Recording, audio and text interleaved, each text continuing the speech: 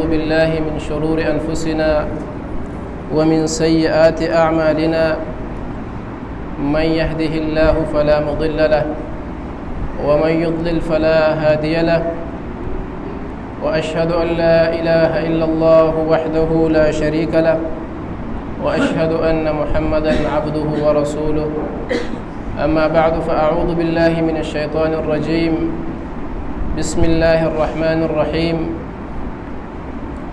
وذلكم ظنكم الذي ظننتم بربكم أرداكم فأصبحتم من الخاسرين فإن يصبروا فالنار مثوى لهم وإن يستعتبوا فما هم من المعتبين۔ محترم سامعین کرام، اللہ سبحانہ و تعالیٰ نے ہر انسان کو، اپنے ہر بندے کو سوچنے کی صلاحیت دی ہے۔ وہ سوچ سکتا ہے، سوچنے کے بعد، فکر کرنے کے بعد وہ کوئی عمل آگے کرتا ہے۔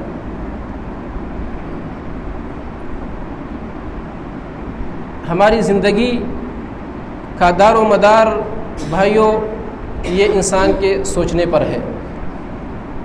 اگر ہم مثبت سوچیں گے ہمیشہ تو زندگی دنیا میں ہمارے لیے جنت بن جائے گی، اور اگر ہم منفی سوچیں گے ہمیشہ، ذہن ہمارا منفی ہوگا، نیگیٹو ہوگا، تو میرے محترم بھائیوں یہ دنیا ہمارے لیے جہنم کی صورت شکل اختیار کر جائے گی۔ بعض لوگ ہمارے معاشرے میں ہم دیکھتے ہیں وہ ہمیشہ اللہ تعالیٰ سے بھی تنگ ہوتے ہیں، اللہ تعالیٰ سے ناراض ہوتے ہیں، وہ خالق سے بھی ناراض ہوتے ہیں، مخلوق سے بھی ناراض ہوتے ہیں، اپنے بچوں سے، اپنے محلے سے، سب سے وہ ناراض ہوتے ہیں۔ ان کی زندگی خراب ہوتی ہے۔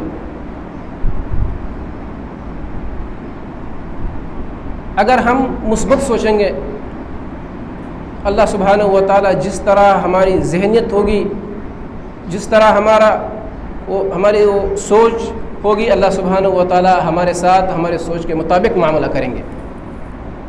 اللہ کے رسول صلی اللہ علیہ وسلم فرماتے ہیں کہ اللہ رب العالمین فرماتے ہیں انا عند ظن عبدی بی، میں اپنے بندے کے گمان کے مطابق چلتا ہوں۔ ان ظن بی خیرا فلہ خیر وان ظن وان شرا فشر، اگر وہ خیر کا گمان کرتا ہے مجھ پر، خالق پر، اللہ فرماتے ہیں میں خیر دیتا ہوں۔ اگر وہ منفی گمان کرتا ہے تو اس کے ذہن کے مطابق میں چلتا ہوں۔ دو مثالیں، یہ بات آپ کے سامنے واضح ہو جائے گی۔ اللہ کے رسول صلی اللہ علیہ وسلم، ابو داود شریف کی حدیث ہے، سنن کی، اللہ کے رسول صلی اللہ علیہ وسلم مر علی شاب، ایک جوان پر سے گزرے، وہ قریب المرگ تھا، موت کی حالت میں تھا۔ اللہ کے رسول صلی اللہ علیہ وسلم نے فرمایا، پوچھا اس سے کیف تجدک، آپ اپنے آپ کو کس طرح پا رہے ہیں اس حالت میں؟ کہا اے اللہ کے رسول انی ارجو اللہ واخاف ذنوبی، یہاں پر میرے ذہن میں دو باتیں ہیں اللہ کے رسول، میں اللہ تعالیٰ سے امید رکھتا ہوں، واخاف ذنوبی، لیکن اس کے ساتھ ساتھ میں اپنے گناہوں سے ڈرتا ہوں، مجھے خوف محسوس ہوتا ہے اپنے گناہوں سے، لیکن میں امید بھی رکھتا ہوں اللہ تعالیٰ پر، اپنے خالق مالک پر، غفور الرحیم ذات پر۔ یہ مثبت سوچ تھی۔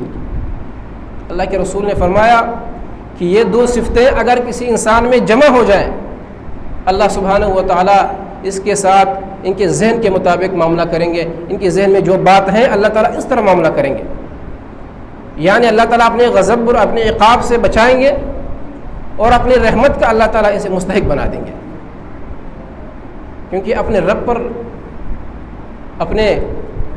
اپنی ذہن کو صحیح رکھتا ہے، اپنی سوچ کو صحیح رکھتا ہے وہ۔ اس کے برعکس دیکھیں حدیث ابو داود شریف کی، عبداللہ ابن عباس رضی اللہ عنہ فرماتے ہیں دخل رسول اللہ صلی اللہ علیہ وسلم علی اعرابی یعودہ، اللہ کے رسول صلی اللہ علیہ وسلم ایک دیہاتی شخص پر داخل ہوئے یعودہ، اللہ کے رسول اس کی عیادت کر رہے تھے۔ اللہ کے رسول کا طریقہ یہی تھا، اپنے بیمار ساتھیوں کا وہ دیکھ بھال کرنا، عیادت کرنا، پوچھنا ان کے حال احوال۔ اللہ کے رسول نے جب دیکھا حالت اس کی خراب ہے، بخار ہے، اللہ کے رسول نے دعا دی، لا بأس طہور انشاءاللہ۔ یہ دعا ہے، اللہ کے رسول نے ہمیں بھی یہ دعا سکھایا ہے، جب کسی مریض کو دیکھو گے یہ دعا دینا، لا بأس طہور انشاءاللہ، کوئی حرج نہیں، یہ بیماری آپ کے لیے صفائی بنے گی، یہ آپ کو گناہوں سے صاف کر دے گی۔ یہ دعا اللہ کے رسول نے دی، اس بندے کا ذہن منفی چلا گیا، مثبت نہیں چلا گیا۔ اس نے کہا اللہ کے رسول طہور، آپ اس بیماری کو میرے لیے طہور قرار دے رہے ہیں، آپ اسے میرے لیے پاکی قرار دے رہے ہیں، بل ہی حمہ، بلکہ یہ تو ایک بخار ہے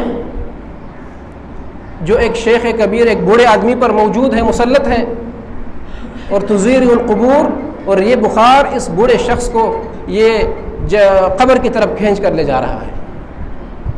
منفی لیا۔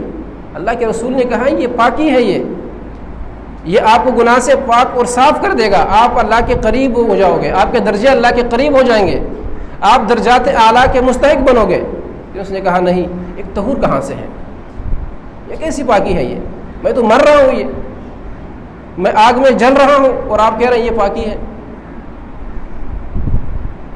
میرے محترم بھائیوں، اللہ کے رسول نے کیا فرمایا؟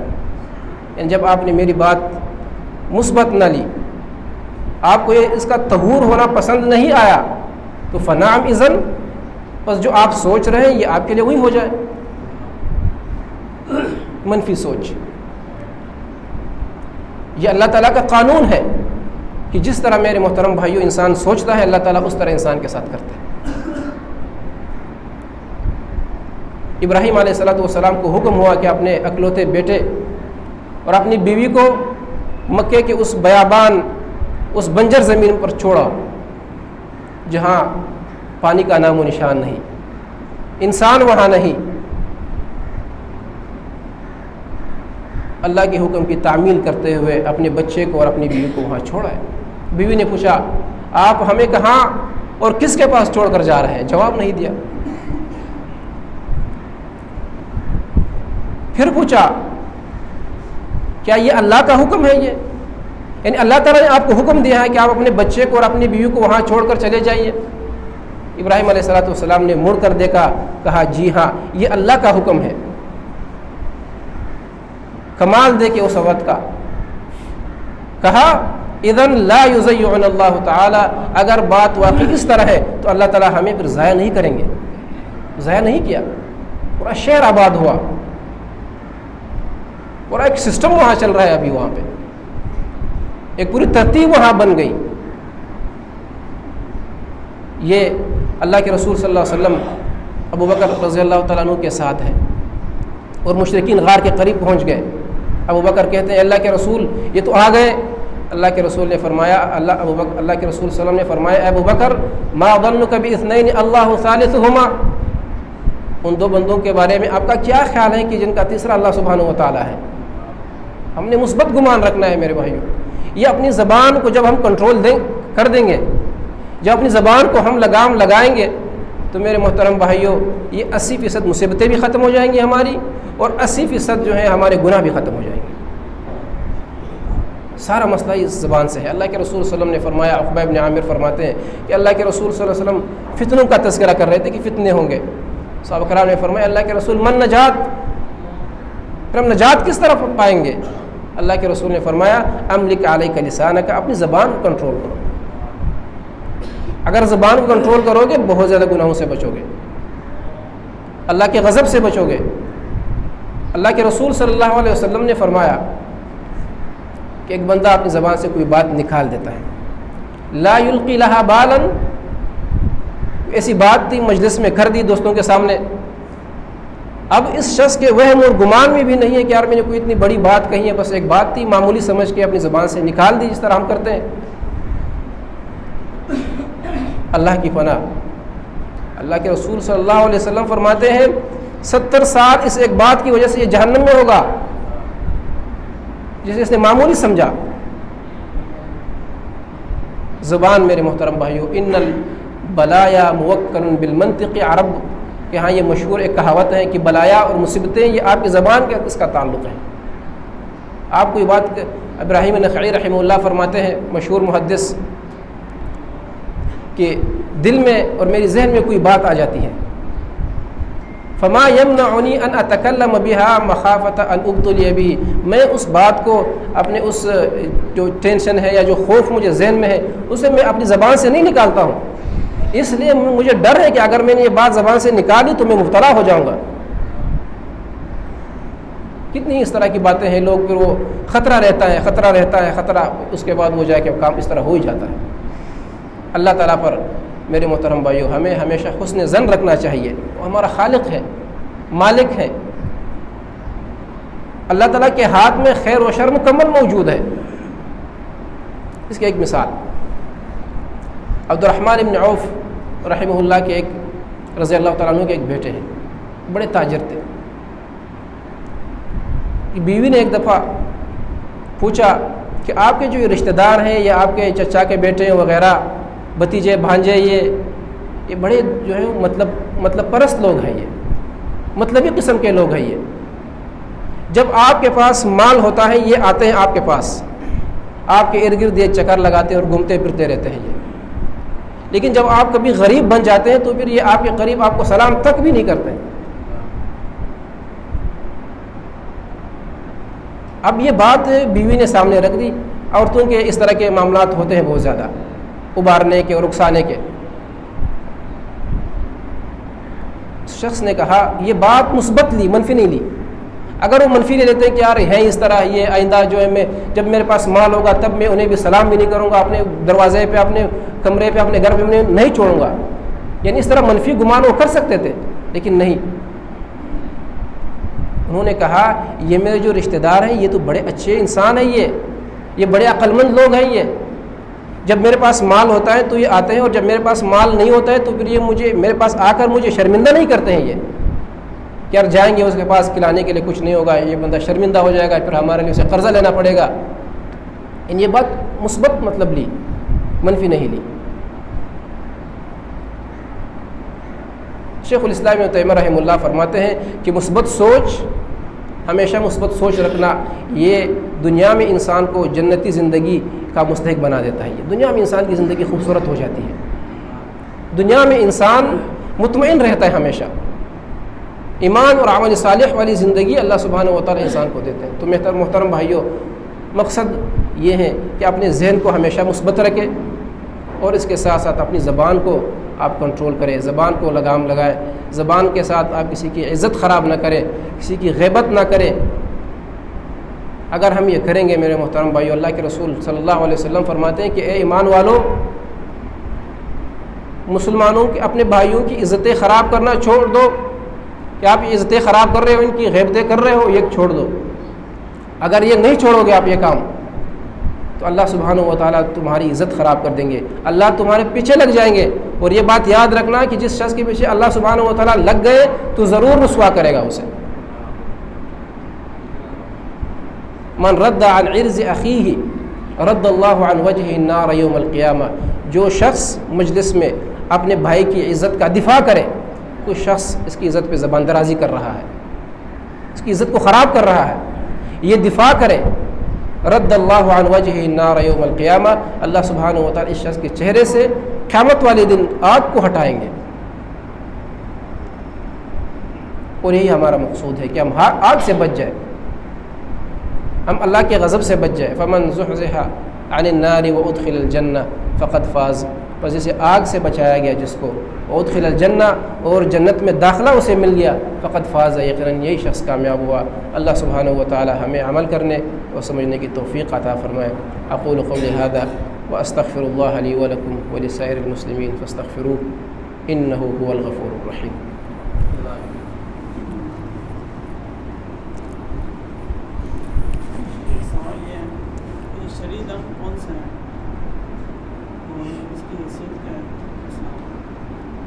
دم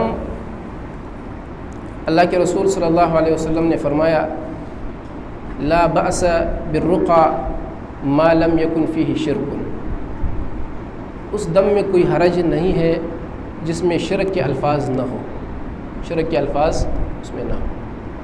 شرعی دم یہ بالکل جائز ہے، آپ اپنے آپ پر دم کر سکتے ہیں، کسی پر آپ دم کر سکتے ہیں، لیکن آپ نے وہ دعائیں، وہ اذکار قرآن کریم کے اختیار کرنے ہیں جو قرآن کریم کی آیتیں اور وہ دعائیں جو اللہ کے رسول صلی اللہ علیہ وسلم سے ثابت ہیں۔ مختلف دعائیں صبح اور شام کے اذکار، آخری جو قل هو اللہ احد، قل اعوذ برب الفلق، قل اعوذ برب الناس، یہ آخری دو صورتیں قل اعوذ برب الفلق اور قل اعوذ برب الناس جو ہے اللہ کے رسول نے فرمایا اس جیسی آیتیں تو میرے پر اتری ہی نہیں ہیں، بڑی بہترین آیتیں ہیں، یہ صورتیں ہیں یہ دو۔ لیکن کسی سے دم مانگنا، دم طلب کرنا کہ آپ میرے اوپر دم کریں، یہ جائز تو ہے لیکن یہ اولا، افضل اور بہتر نہیں ہے۔ اللہ کے رسول صلی اللہ علیہ وسلم کی حدیث ہے، سلسلۃ الاحادیث الصحیحہ میں شیخ البانی وہ لے کر آئے ہیں کہ من استرقى فقد برئ من التوکل، جس شخص نے کسی سے دم کا مطالبہ کیا تو سمجھو اس کی توکل خراب ہو گئی۔ اگر یہ جائز ہے یہ کام، لیکن یہ افضل کام نہیں ہے۔ آپ خود اپنے آپ پر دم کریں، اور اگر کسی نے آپ کو نہیں کہا ہے، وہ بیمار ہے، آپ اس پر دم کر سکتے ہیں اس کے کہنے کے بغیر، لیکن اس میں پھر وہ شرعی جو دم ہے قرآن اور حدیث سے ثابت شدہ، یہ آپ نے ملحوظ خاطر اس میں یہ رکھنی یہ باتیں۔ پانی کے اوپر دم، یہ اس کی مطلب کوئی روایت ہمیں نہیں ملی ہے پانی کے اوپر دم۔ بہرحال جواز کی حد تک کر سکتے ہیں، بعض علماء کرام وہ کر دیتے ہیں، لیکن اس کی کوئی اثر صحابہ کرام سے، اللہ کے رسول سے موجود نہیں ہے۔ کوئی بات ایسی بھی سننے میں یا پڑھنے میں آتی ہے کہ کسی صحابہ کے پاس جو ہے آپ صلی اللہ علیہ وسلم کا داڑھی مبارک کا بال تھا، جی، وہ اس کو پانی میں ڈبو کر بیماروں کو دیا کرتے تھے، یہ بات صحیح ہے؟ یہ بات صحیح، اس کے جو آپ کہہ رہے ہیں اس کا مجھے صحیح علم نہیں ہے یقینی طور پر، لیکن یہ بات ہے کہ صحابہ کرام کے پاس اور عائشہ رضی اللہ عنہا اور اس طرح صحابیات بعد میں یہ اسماء کے پاس یہ آیا کہ اللہ کے رسول صلی اللہ علیہ وسلم کا وہ جبہ تھا، وہ کہتی ہے کہ اللہ کے رسول صلی اللہ علیہ وسلم کا وہ پھر اسے ہم پانی میں ڈبو کر وہ مریضوں کو پلاتے تھے، اس سے شفا ہوتا۔ تو انبیاء کے جو آثار ہیں انبیاء کے، اس کے ذریعے آپ تبرک حاصل کر سکتے ہیں۔ اگر نبی کی کوئی مطلب جوتی ہے یا نبی کی انگوٹھی ہے یا نبی کے کوئی بال وغیرہ ہیں، آپ تبرک حاصل کر سکتے ہیں، لیکن یہ بات یاد رکھیں یہ چیزیں ابھی دنیا میں موجود نہیں ہیں۔ ابھی جو یہاں موجود ہیں یہ اللہ کے رسول کی لاٹھی ہیں اور یہ پگڑی ہیں اور یہ جوتے ہیں وغیرہ، نعلین وغیرہ، یہ خرافات ہیں، یہ صحیح سند کے ساتھ موجود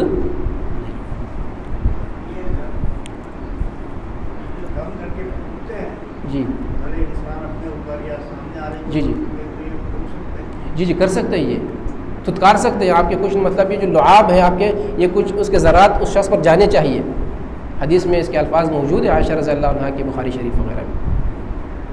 فجر کے جو دو سنت ہیں، اگر آدمی دیر سے آتا ہے اور اگر وہ بعد میں پڑھتا ہے یا نہیں پڑھتا ہے، یا عموماً لوگ نماز کے لیے اٹھتے ہیں، کبھی نہ اٹھنا ہو اور وہ صبح اٹھ کے دوبارہ جس ٹائم پہ وہ اٹھتا ہے وہ نماز پڑھے، تو وہ سنتیں پڑھے گا یا نہیں پڑھے گا؟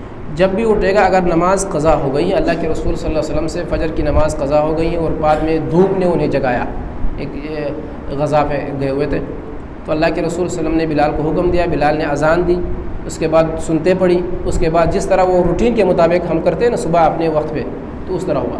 لیکن اگر وہ امام جماعت کرا رہا ہے تو پھر آپ سنتے نہیں پڑھ سکتے، یہ ممنوع ہے، حدیث میں اللہ کے رسول نے منع کیا ہے۔ جب فرض نماز کھڑی ہو تو فلا صلاۃ الا المکتوبہ، فرض کے علاوہ اس کے علاوہ کوئی اور نماز نہیں ہے، وہ نماز ٹھیک نہیں ہے۔ اچھا، فجر کی جو سنتے ہیں اگر آپ نے نہیں پڑھی ہے امام کے ساتھ، آپ فرض نماز پڑھیں، ادا کرنے کے پھر اس کے دو طریقے حدیث میں موجود ہیں، ابو داؤد وغیرہ میں دونوں طریقے۔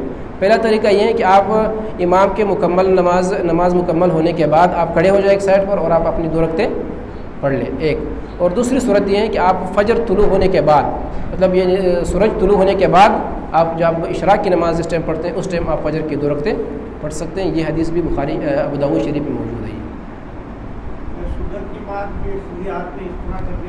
یہ فجر کے سنت کے بعد ہے، فجر کی سنتوں کے بعد ہے یہ، جی لیٹ سکتے ہیں، یہ اللہ کے رسول صلی اللہ علیہ وسلم جب فجر کی سنتے اپنے گھر پر پڑھتے تو اپنے ایک دائیں کروٹ لیٹتے تھوڑے سے.